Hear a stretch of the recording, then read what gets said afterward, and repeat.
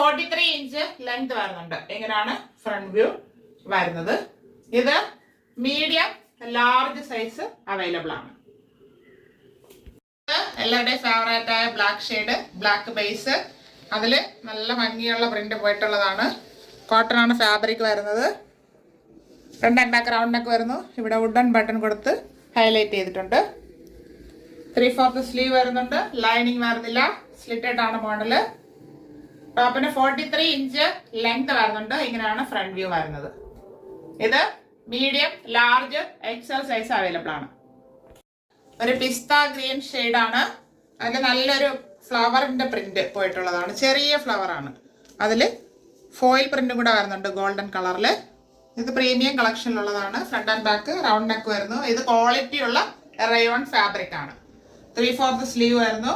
lining വരുന്നില്ല, slitted ആണ് ടോപ്പിന്